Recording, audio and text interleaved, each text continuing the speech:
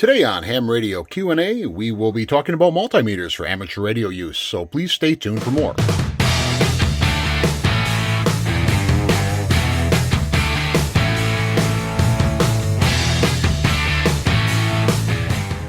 Hi, I'm Joe, KD9CJX for Ham Radio Q&A, and I'm sitting in for Michael this week as he's probably camping again. Today we're going to be talking about multimeters, what they do, how they do it, and most importantly, why we need one for amateur radio.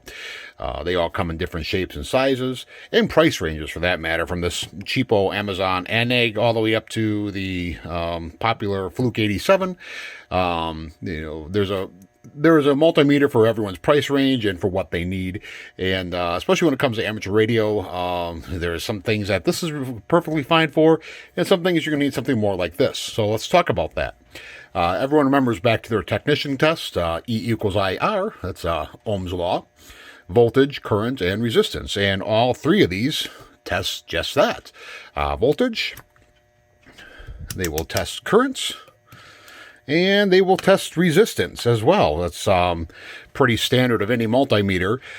These will also test certain parameters such as capacitance, inductance, temperature. They will check diodes, continuity. If there is a electronics parameter, there is a multimeter out there that will test it. So these are just some the basic functions really that they do, but they really do a wide sort of things. So when you're looking at something, the three basics: voltage, current, resistance. Capacitance is nice to have. Temperature is nice to have, especially if you're having some heating problems. But those are the basics that you're going to want to look for a meter. There's a couple different types of meters. Take these away for a second.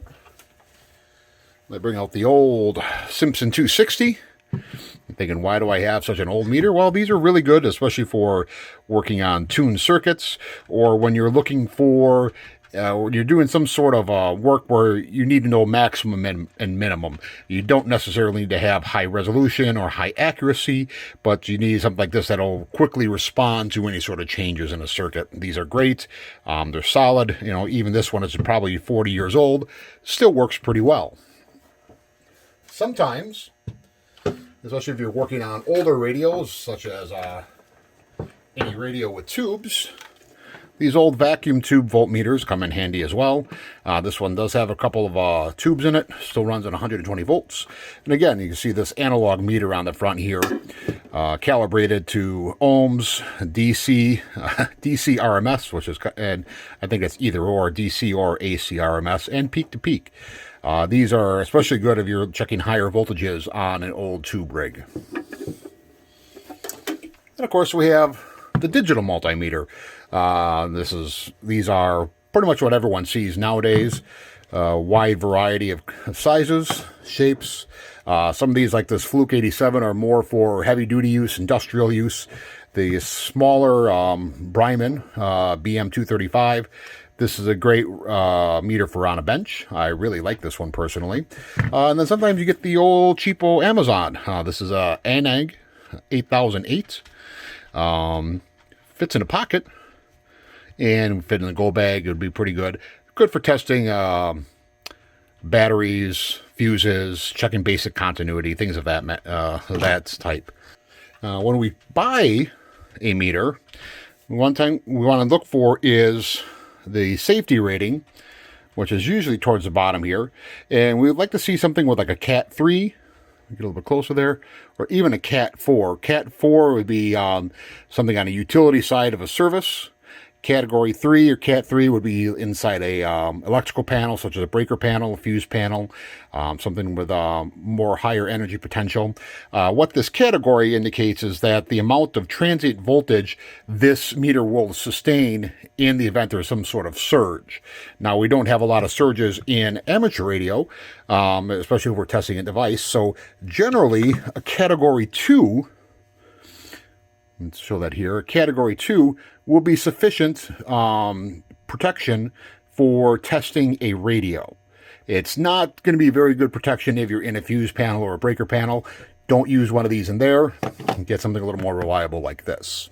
Additionally, feel free to take apart your meter. I know that sounds terrible, like why would you take it apart? But take a look inside. And you want to see what type of fuses are in there.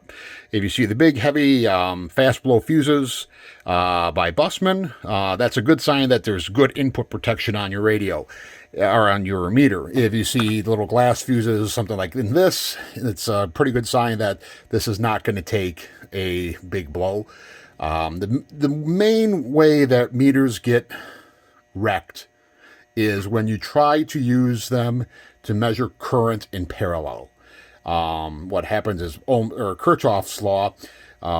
There's a lower resistance between the shunt on this than there is in the circuit. That means more current goes through the meter, meaning poof, magic smoke comes out. If you got a good meter with good fuses, the fuse blows, and you replace the fuse, and you move on with life. If you have a cheapo like this, I think you pretty much are going to blow it up. Guarantee it. So just beware. You get what you pay for.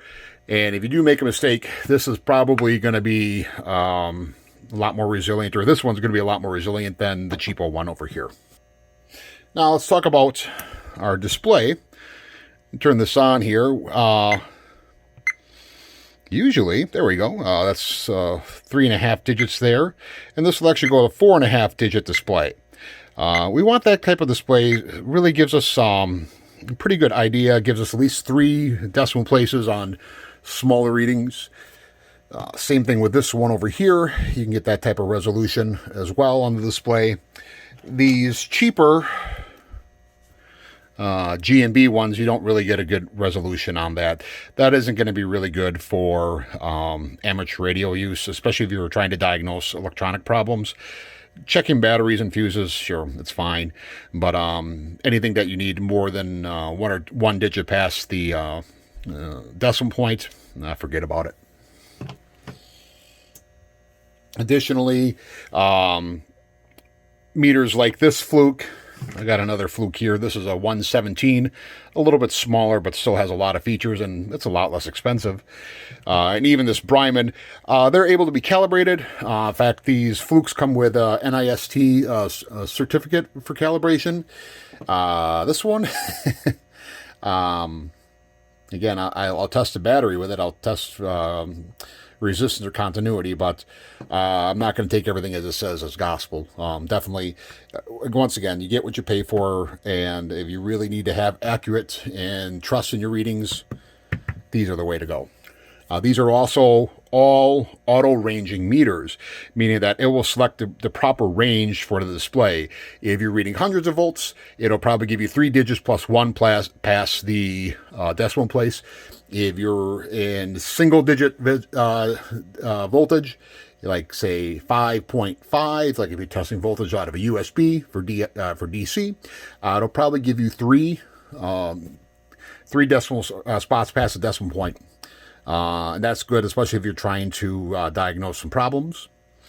Again, this little G&B one, not going to work when you're trying to do electronics.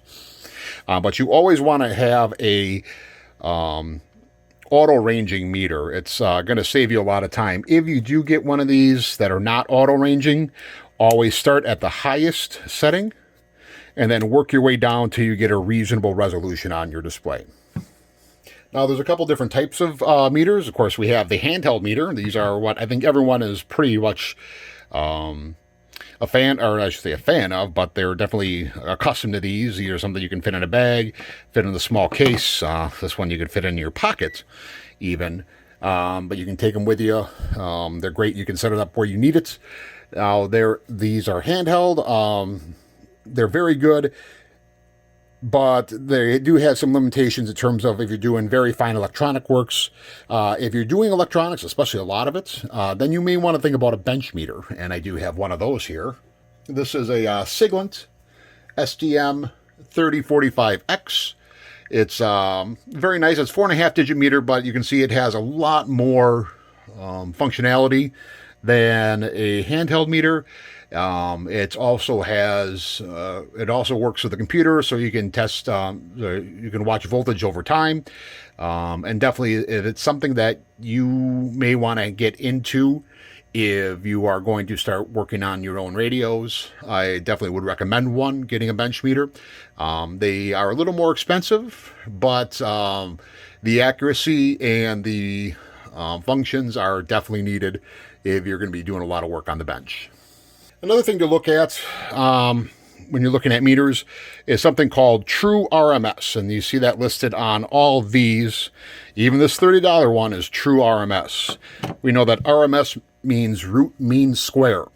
And what True RMS means in the multimeter world is, in the event that you don't have a signal with a perfect sine wave, meaning a AC voltage, such as if you have harmonics or there's some other issues, a non-true RMS meter is going to give you a false reading, whereas a true RMS meter will actually give you a more accurate voltage reading in those situations where harmonics are involved.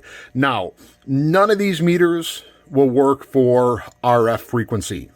I'll tell you that right now. You're not going to get an accurate reading or any reading at all in the kilohertz or megahertz range.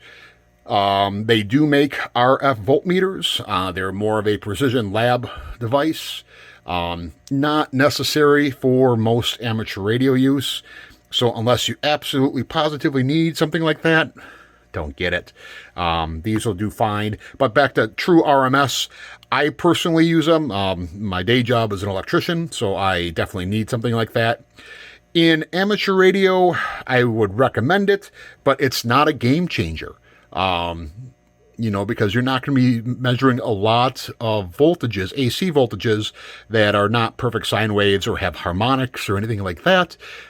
So you could probably get away with a voltmeter or a multimeter that is non-true RMS. I'll just leave it at that. I know that some people are going to say, well, what are you talking about? You need that. That's the only way to get an accurate reading. For what we do, I don't necessarily think it's necessary. But then again, most of my meters are true RMS. So I could be a little bit of a hypocrite on that. So what to look for, or maybe best thing to look for, or what not to look for in meters. First of all, stay away from these. These are $20 at the hardware store. It's non-auto ranging. It's analog. I'm not saying anything bad about analog, but these really aren't accurate. You can check voltage. You can check resistance. Yeah. I mean, you still got to zero out your ohms. They're garbage. I'm just going to say that. Not necessarily saying anything bad about G&B, but these little $15 ones, they're really not very practical for what we do. Similarly, there are meters like this. Now, this is a clamp meter. I have a couple of them. And then there's something like this, which is a voltage tester. They're all kind of in the same category.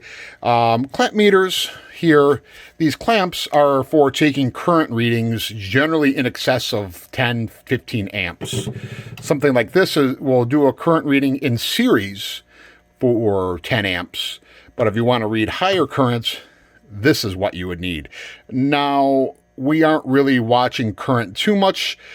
Maybe on a base radio, you're trying to see how much current it draws. Honestly, all my power supplies have current meters on them, and these are for AC, not DC, so they really aren't useful for amateur radio. They do make a DC clamp meter. You don't find them too often, but again, it's not real practical for what we do. Similarly, this is an electrical tester. This it's a Fluke. It's a very good Fluke. And I recommend these if you're an electrician, but for doing what we do, it doesn't have a very big display. The resolution for the readings isn't that great. And, there's better instruments out there for amateur radio than this. I'll say that. Some other things. You have the non-contact voltage tester. Unless you're checking to see if there's 120 volts AC or something, these aren't really useful in amateur radio. Good for around the house. Real good for around the house. And if you want to, see if a light is on, if you have a burnt out light or something.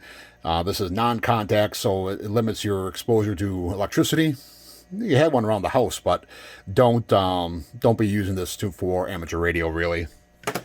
And the Wiggy, which is an interesting device. It's a voltage tester, but there's no battery to it. It's based on a solenoid, and this is great for testing voltages, especially higher voltages, but again, not anything that ever we really come into with amateur radio, so not really worth your time if you see one of these.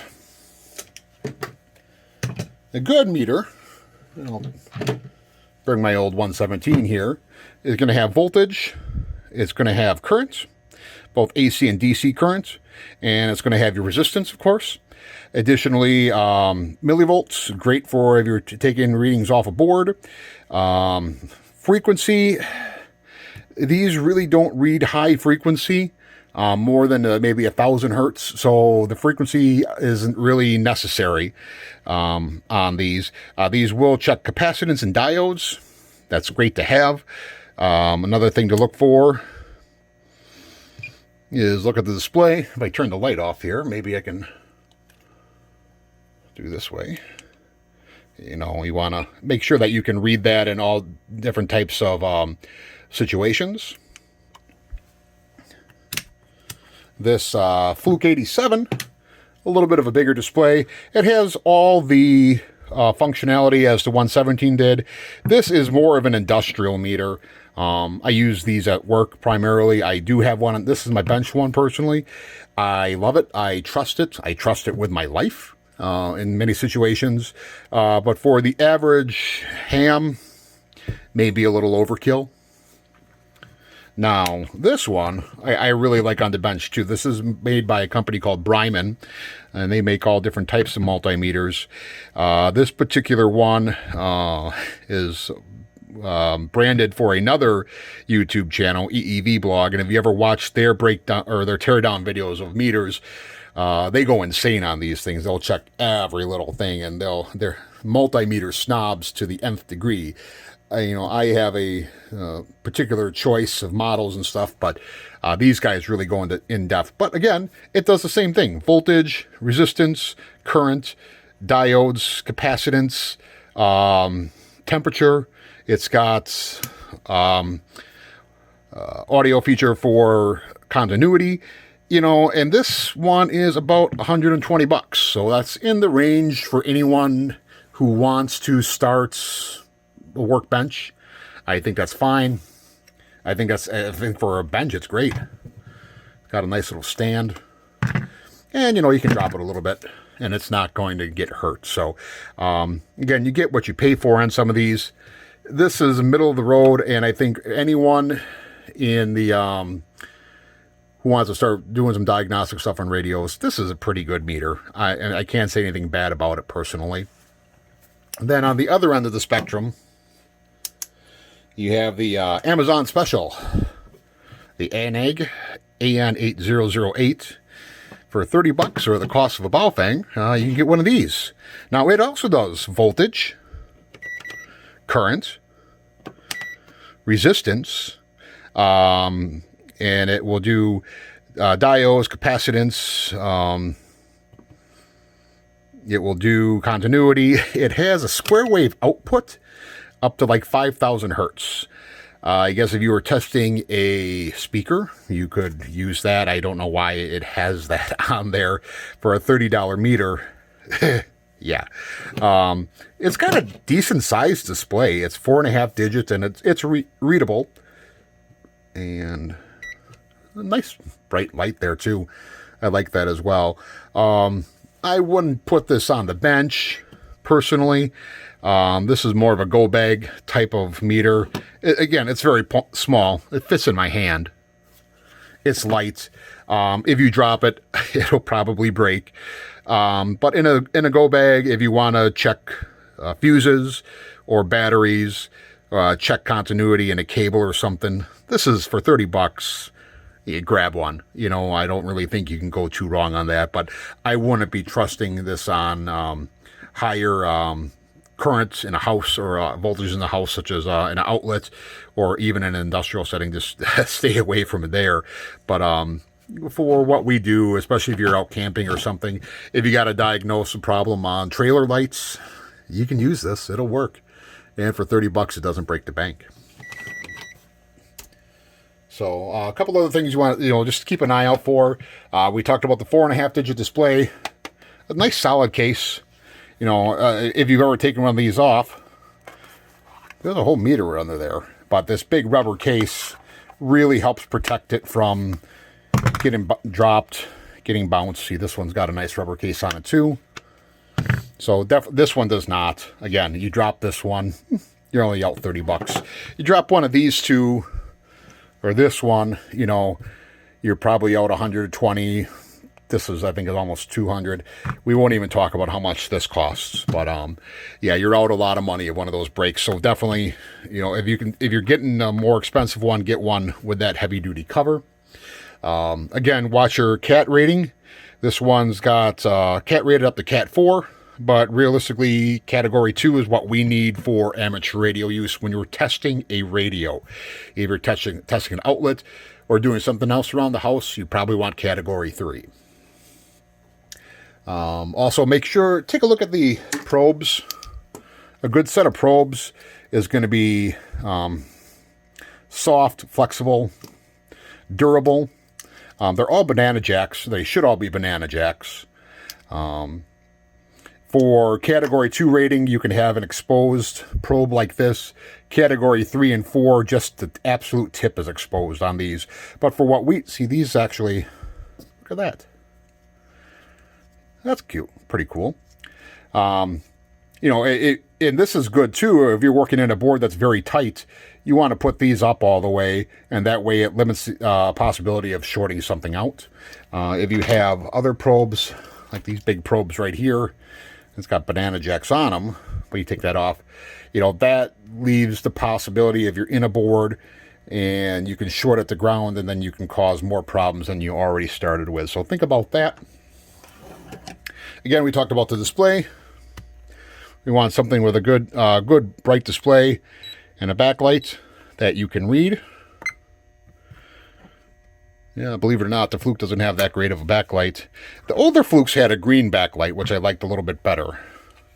And this one, I think it's probably got the best readable display of them all, believe it or not.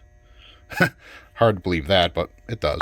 But, you're going to have this sitting up at a bench someplace. It's going to be off to the side, and you're going to want to be able to read that at just about any angle. So keep that in mind. We talked about input protection.